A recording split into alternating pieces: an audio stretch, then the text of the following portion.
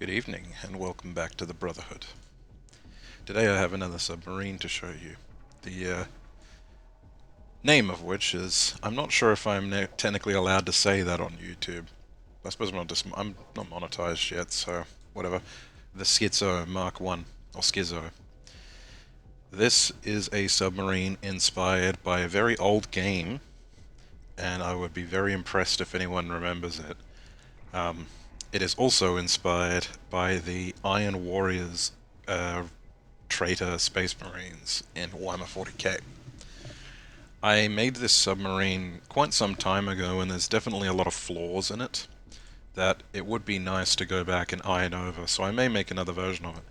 But it is completely functional, for the most part. I think the AI have some trouble navigating the little sponson thruster thingies, or whatever they're called.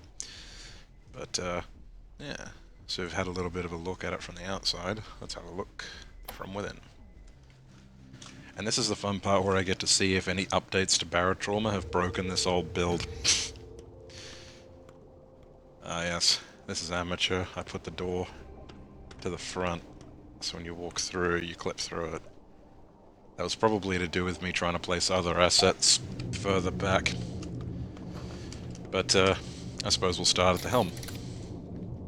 Now, it may almost seem characteristic of me at this point, but this was actually the first submarine I put afterburners on. And it was sort of the main gimmick of it. Turn it on, please. I'm trying to show the submarine in the dark. Right. So, performance-wise, it's quite fast, if I could just build up its power reserve. Very responsive. Not quite the same as the Maddox, which I designed to be balanced and, somewhat manageable. The Schizo is pretty much just, I want an overpowered submarine to test creature mods with. That was the express purpose of it. It seemed to be having some power issues.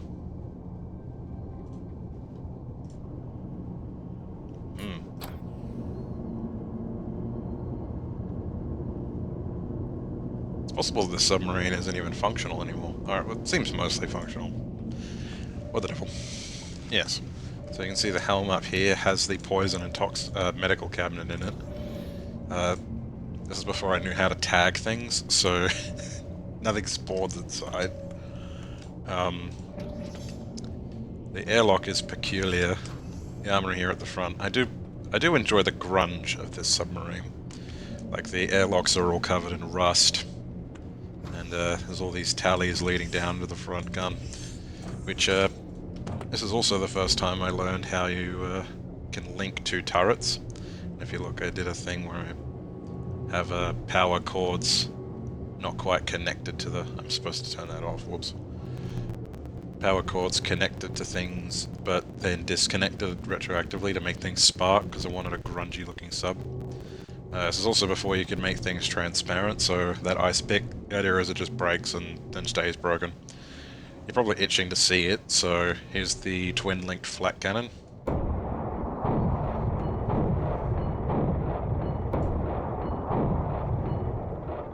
Ain't that nice? It sounds like God slamming his car door. But yeah, got these little booth tubes because I think I was taking inspiration from old B-52 bombers. And see, I've got the orange ballasts once again. Very grimy looking. Down here, I've said it before, I'll say it again. I like a submarine that just has everything on it. I grow very weary of submarines that are, let's be real, balanced, but I hate all the downtime on stations.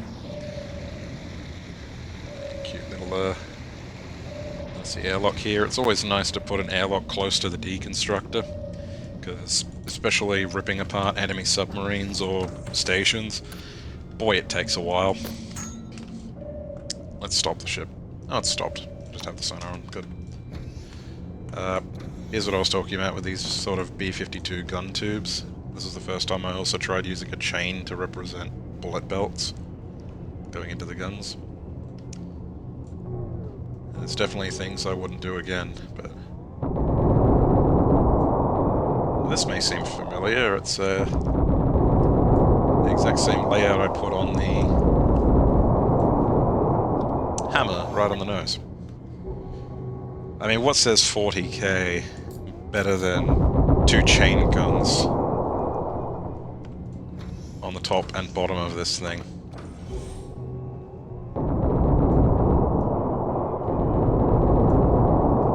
I think I messed with the fire rate as well. Yes. So we've got the sort of gun tube in the middle, which that glass is reinforced, but not quite as much as the rest of the hull, so you still have to be careful. This sub's a glass cannon. The electrical room is a complete travesty, but in many ways it's by design. I wanted it to kind of look cursed, because if you're familiar with 40k, there's sort of a vibe that nobody quite knows how all their technology works anymore. A lot of the knowledge has become forgotten. Tech becomes kind of sacred, and you know, you basically have to pray to it to get it to work, so... Yeah, this was obviously set up by some mad heretic engineer or something. I'm not too familiar with the trader side of it. 2 engines and thrusters are located in here. See, in the modern... If I was doing this in the modern sensibilities, I would have made this non-interactable. Since it's immune to damage anyway, this thruster, I think. Maybe I didn't even have that much foresight back then. Here's the engine, which is telling to go forward slightly. I wonder if I left the afterburners on. I bet I did. Maybe not. Reactor has a demon in it. Don't question it, but that's why there's flesh growing out of it, and it's got that scary red light. Put a little status monitor front so the engineer can see better. Here's all the supercapacitors protected from the back. I still am fond of this design, with this turret sort of... this bulbous turret dome, I guess. You can see yourself inside, so if, say, there's mud raptors all over the submarine, you can see them breaking the glass while you're trying to shoot, knowing you are right there, and are about to get clever girled. I appreciate the tension, and yeah, there's just another sponsor in here. So, very good gun coverage, completely busted gun coverage, if you will. For the most part, the bots can navigate this thing alright, but if this door's open, the gunners will get stuck on the ladder. Again, that's more of a problem with the design I've done. Another thing I wouldn't do is put the turret in front of the loader, because trying to get on the gun... and now there's a hammerhead inside the helm, assuming you have the Letterman mod. Because you couldn't get on the gun, because whoever designed this thing must have been a hamhead. Meathead, or rather. I like hamhead. Yeah. Nice little airlock on the bottom. If we have a look around from the outside, I did do a bit of lighting. Tried to make it look all industrial. So here's the ice pick for smashing through ice spikes, since the submarine's so fast. In particular, this face on the front is a reference to that old game I talked about. I'm curious if anyone would be able to guess it, because it's a vehicle you get in a original Xbox, I guess AA game, that I think is very unique. But it's got the same name as the submarine. Use the workshop lights for the outside because I think they look very industrial.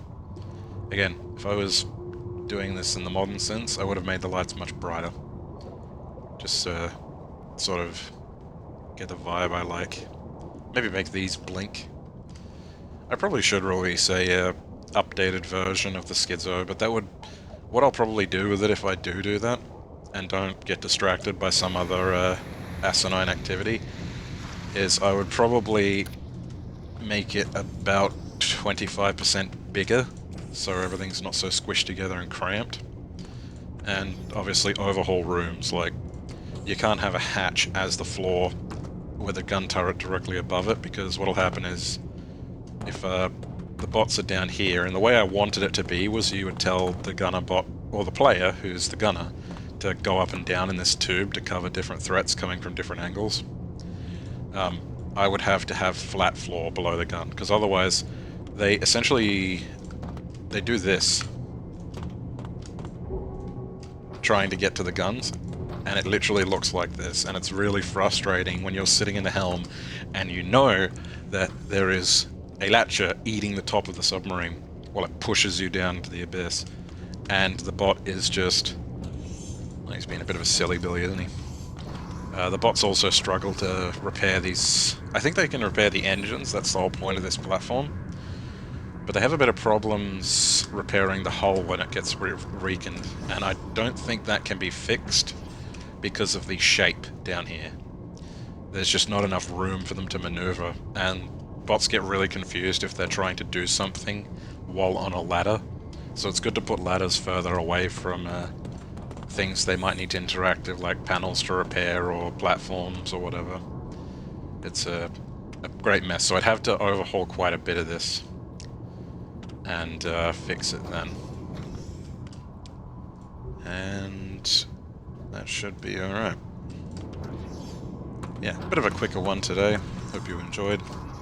And I will see you with another submarine in the near future.